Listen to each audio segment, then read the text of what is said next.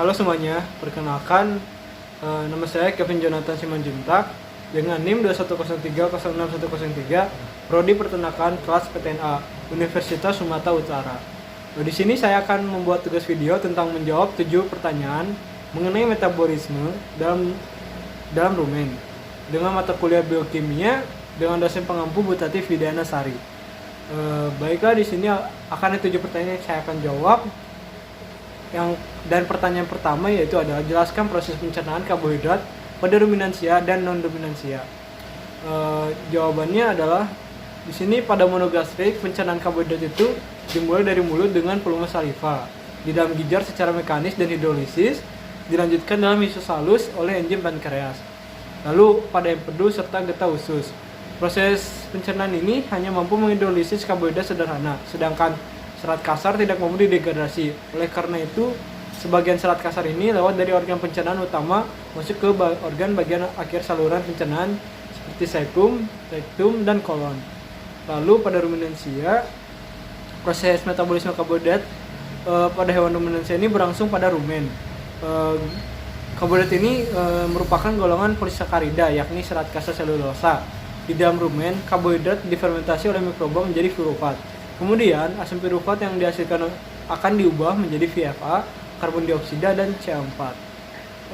Yang selanjutnya, di sini saya akan menjawab pertanyaan nomor 2, yaitu soalnya proses metabolisme dalam hati.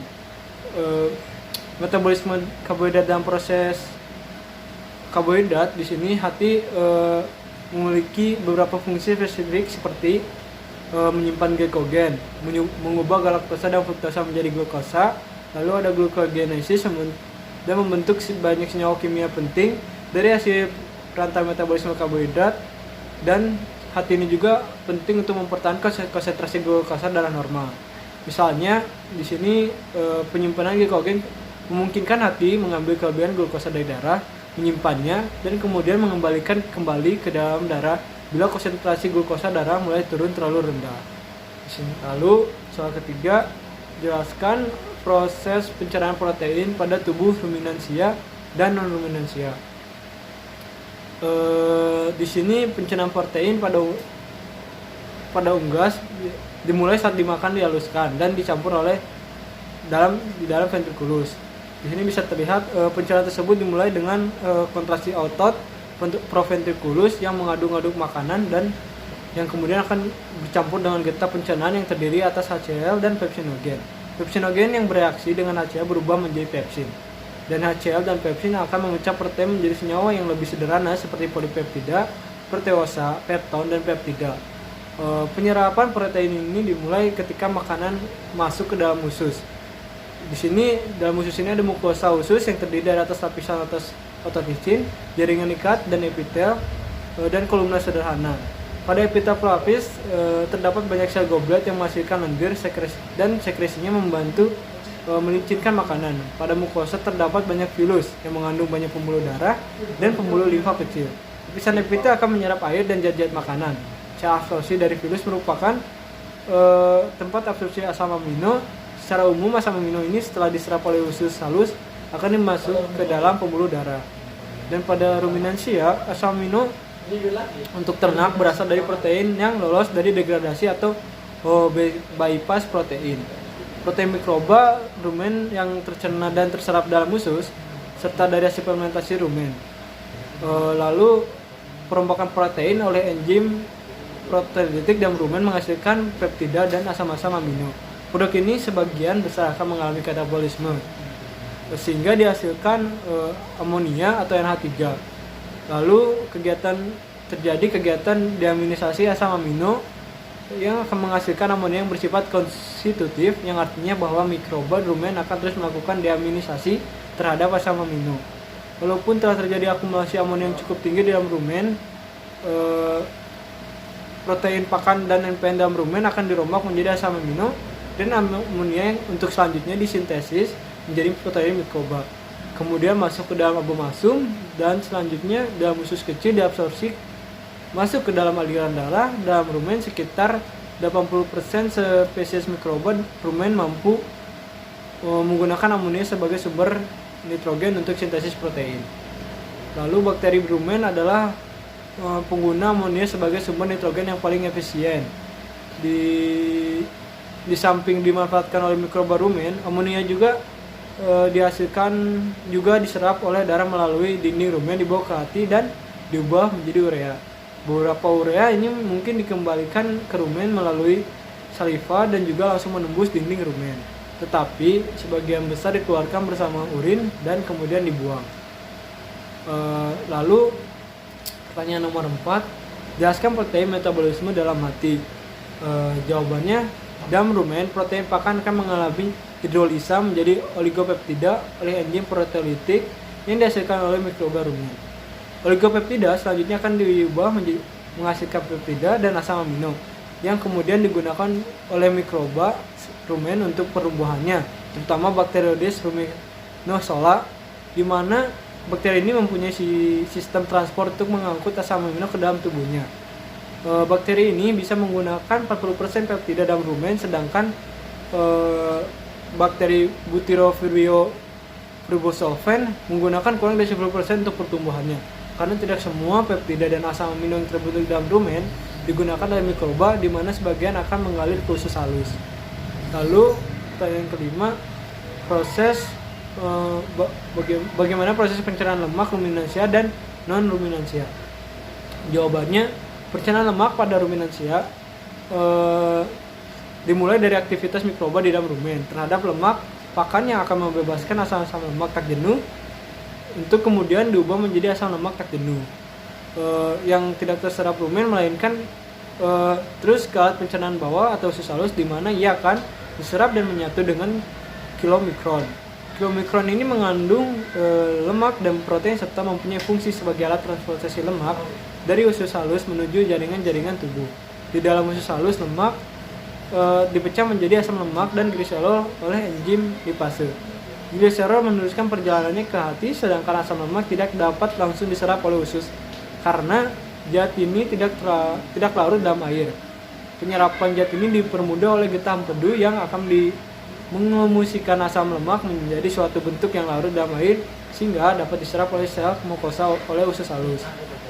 Lemak yang diserap masuk peredaran darah melalui vena porta ke hati melalui sistem limfatik dan ductus trochleus. Sebagian dari lemak yang diserap, terutama yang masuk peredaran darah melalui sistem limfatik, sebagian besar lemak yang diserap mengalami metabolisme dalam hati.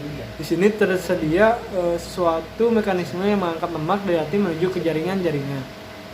Pencernaan lemak pada hewan monogastrik juga sebagian besar lemak dalam pakan adalah trigliserida, sedangkan selebihnya adalah fosfolipid dan kolesterol. Saat lemak masuk ke dalam duodenum, maka mukosa duodenum akan menghasilkan hormon enterogastrik yang menghambat sekresi getah pencernaan dan memperlambat proses pengadukan. Lemak yang diemulsikan oleh garam empedu dirombak oleh esterase yang memecah ikatan ester antara asam lemak dengan gliserol. Garam-garam empedu mengemulsikan butir-butir lemak menjadi butir yang lebih kecil, kemudian dipecah oleh enzim lipase perkeantik menjadi digliserida, monogliserida, asam lemak bebas, dan gliserol. Penyerapan lemak dilakukan dengan mengkombinasikan dengan garam empedu. Garam empedu dibebaskan dalam sel mukosa dan dipergunakan asam lemak dan gliserol untuk bersenyawa dengan fosfat untuk membentuk fosfolipid. Fosfolipid dengan protein dan dilepaskan dalam sistem getah bening sebagai globul-globul kecil yang disebut kilomikron yang kemudian dibawa ke aliran darah. Lalu pertanyaan nomor 6, proses pencernaan lemak dalam hati. Di sini jawabannya, proses pertama yang terjadi adalah hidrolisis. Pada proses ini lemak akan diputuskan ikatan ester trigliserida, fosfolipid, dan glikolipid yang dilakukan oleh bakteri rumen. Pada proses ini dihasilkan asam lemak, gliserol, dan galaktosa. Hasil tersebut siap dimetabolisme secara lanjut. Asam lemak tak jenuh akan dijumpai juga pada proses ini. Asam lemak tak jenuh akan dipisahkan dari asam lemak, gliserol, dan galaktosa. Setelah dipisahkan, asam lemak jenuh tersebut akan diubah menjadi VFA. Lalu adapun bakteri-bakteri yang terlibat ada Anaerobiolipotekal digunakan untuk hidrolisis trigliserida. Lalu ada bakteri Butyrofibrio ribossulfan digunakan untuk menghidrolisis fosfolipid dan glikolipid. dan beberapa faktor dapat mempengaruhi proses hidrolisis ini. Di antaranya level lemak pH, danio pon bakteri rendah. Lalu proses kedua adalah hidrogenasi atau biodehidrogenasi. Proses ini terjadi pada asam lemak tak jenuh hasil proses hidrolisis dalam rumen. Terjadi ikatan cis menjadi trans. Isomerasi menyebabkan pengurangan asam lemak tak jenuh. Biohidrogenasi menyebabkan lemak esensial rusak, namun ternak tidak mengalami defisiensi. Lemak esensial dapat memenuhi kebutuhan lemak pada ruminansia.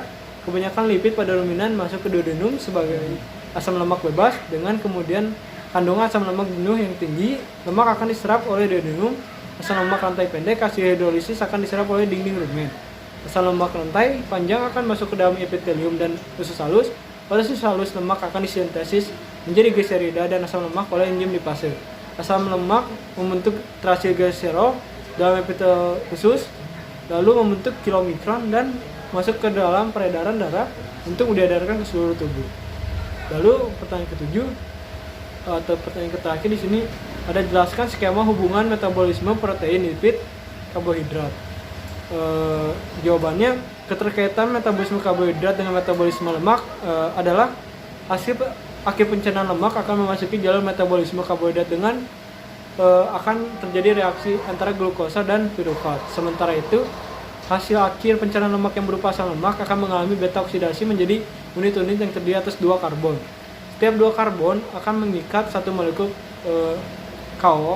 KOA kemudian menjadi molekul asetil KOA yang dapat masuk ke dalam jalur metabolisme karbohidrat. Asetil KOA yang berasal dari beta oksidasi akan disintesis kembali menjadi komponen lemak. Karbohidrat pun jika berlebih akan diubah menjadi lemak yang disimpan di jaringan lemak di bawah kulit.